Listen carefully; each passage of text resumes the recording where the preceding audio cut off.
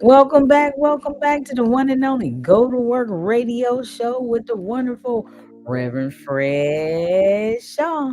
About to get right to it. Absolutely. Today's topic is why organizations must fight for our communities. What's going on, Reverend Shaw? Go to work, go to work, go to work. You know, this topic has come up because I am a member of the Citizens Commission on Human Rights, and we are a mental health watchdog organization that exposes psychiatric abuses such as electric shock, the mass drugging of children, and things like that. I'm also the president of the NAACP Inglewood South Bay branch, and people know that the NAACP has been a long-standing civil rights organization since 1909, who have defended Black people and fought for our rights. I'm a member of the National Action Network. I'm the Western Regional Director over mental health justice. And that's a civil rights organization also that is fighting for the civil rights of our people and trying to bring things to the forefront.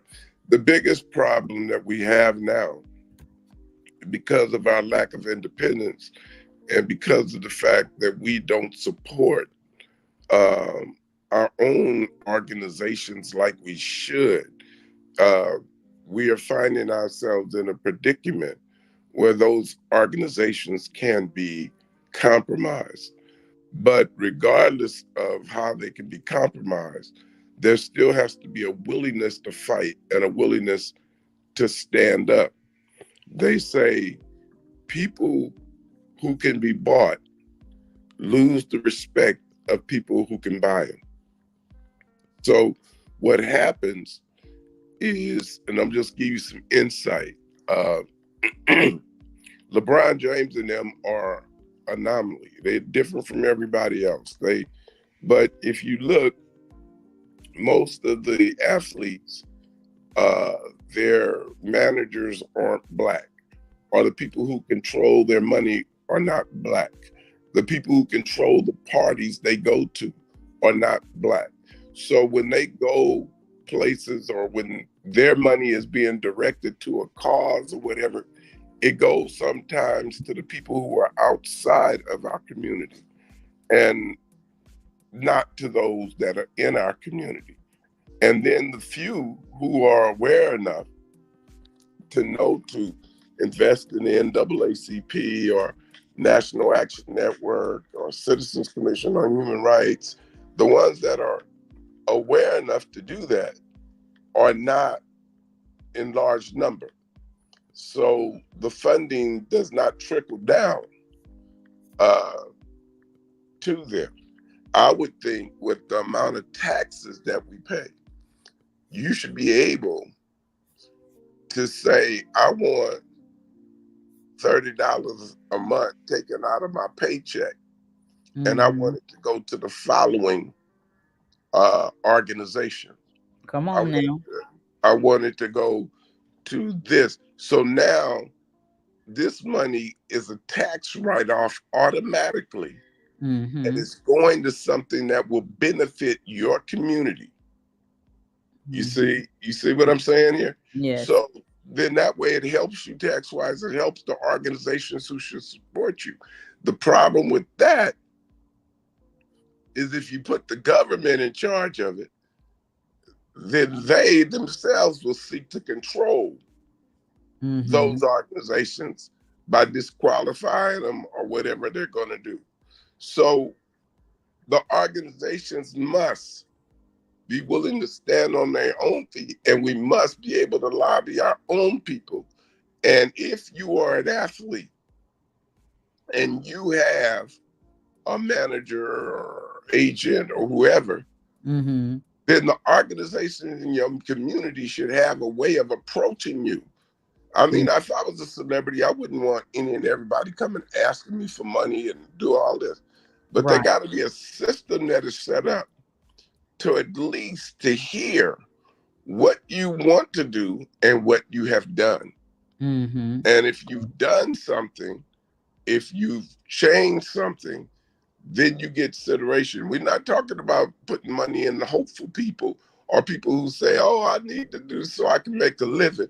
We're talking Mm, about those individuals who are out there doing it, that's who are right. out there making a difference, who are out there Mm-hmm. changing things. See, because a lot of times we don't support the organizations in our community because we don't want to listen to nobody else. We want to do things the way we want to do them, and so we're not supporting them. We start our own thing, and then we start our own thing. That's not necessarily what it's about.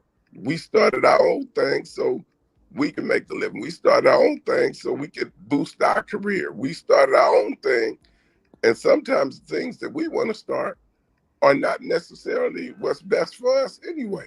Mm-hmm.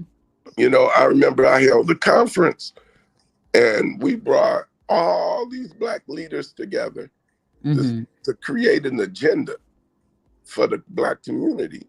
Mm-hmm. And we spent more time arguing over what was important than creating something that was important. Wow.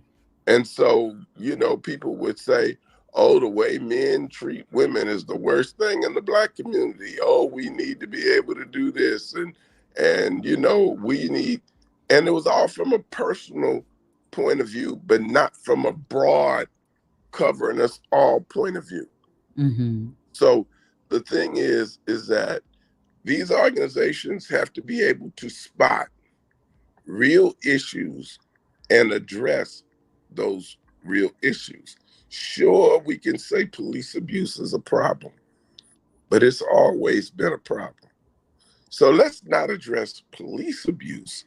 Let's address what underlines police abuse.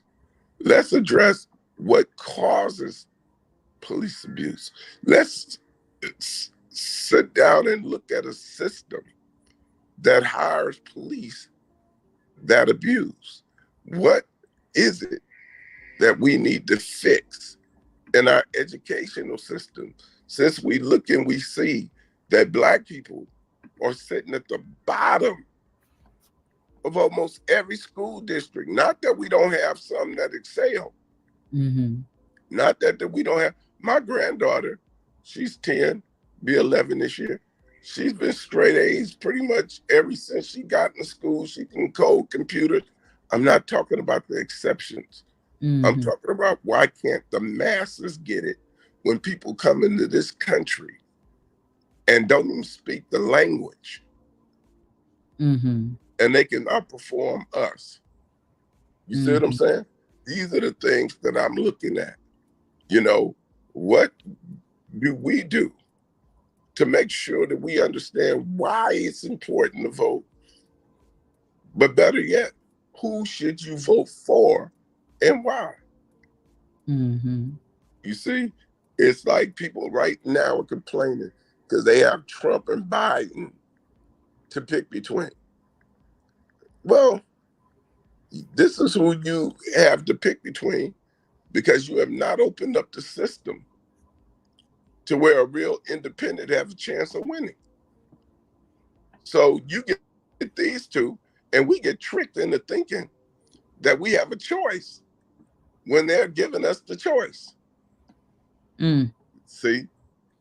So we're looking at all of these systems that our human rights organizations have to fight.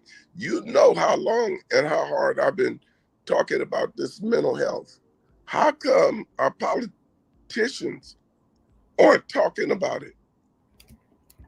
Mm. Because there's a lot of money out there to put politicians in office.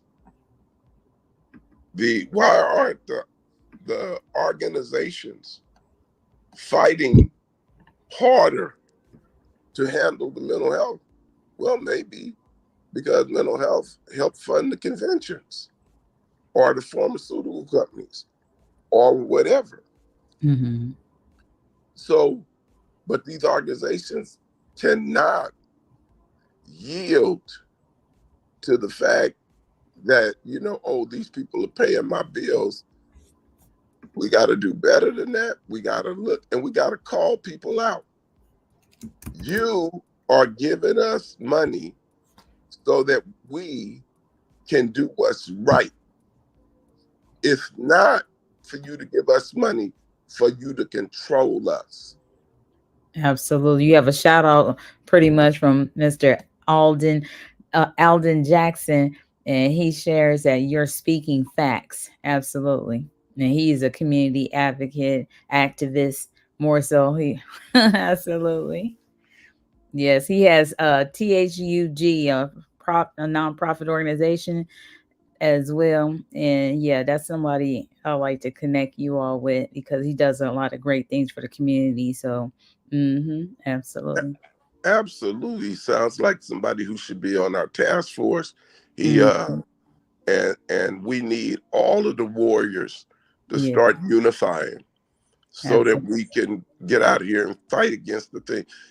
I've said this on your show before, and it doesn't matter how great a marksman you are.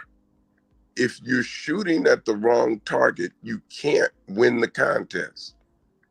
Hmm. If you shoot the wrong target and put everything in the 10 ring, you still lose because that's not the target that they counting on. Hmm. That's what we are facing in our community. We're not facing the fact that it takes us on point, attacking the real issue. We don't even know that they're giving us the issues to attack. And while they got us running around chasing police, why they got us running around scared of Trump, why they got us running around doing all of this stuff, the real issues we're not even addressing. Mm. Women are dying. Serena Williams was in the hospital. Why is it that black women are dying in the hospitals more than white women? Well, maybe if we did an investigation, we find out that the black women are not getting some of the medical treatments because they believe 50% of the medical students believe that we have a greater tolerance for pain. Mm. So even though Serena Williams and some of these celebrities are screaming for help and pain medication, they don't give it to them. I suffer from neuropathy. Every doctor should know what kind of pain neuropathy causes. Hmm. And they won't give me an opioid when I go in. They start with all this other foolishness, and I still suffer the pain. Mm. And but they won't give me something that will actually stop the pain, even though my pain is on a level 11 on a chart of 10. You know, well, and then if I say I can't take this pain no more, and I do anything to hurt me or take me from that, then they'll say I'm mentally ill. When all it is, you didn't handle the pain, and I know you can handle the pain because a few years ago when I went through the pain, you was able to stop it cold. Mm, absolutely.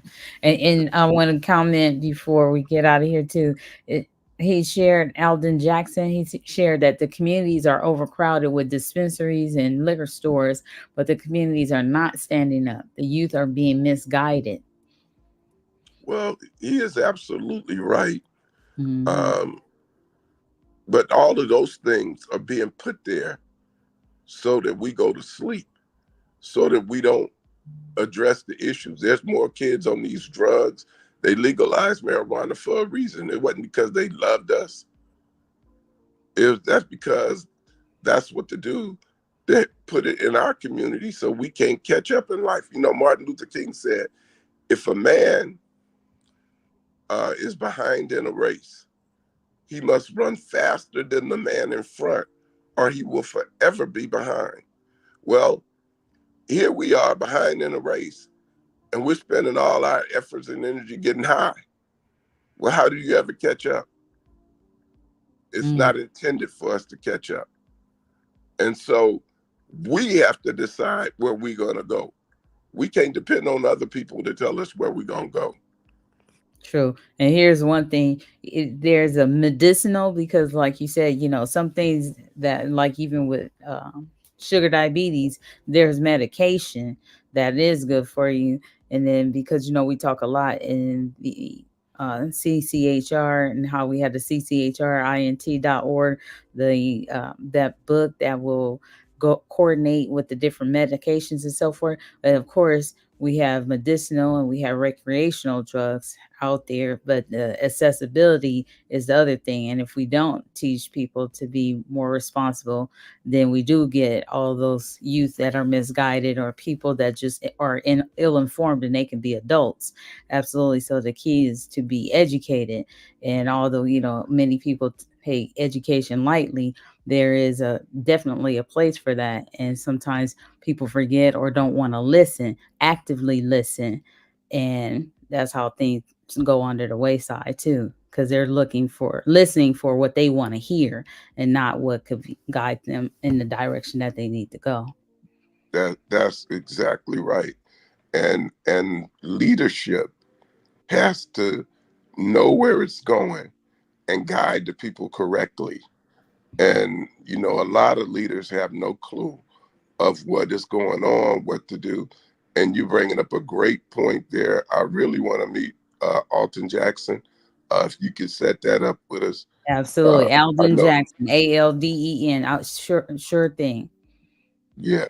And then I just want to say, you mentioned CCHRINT.org.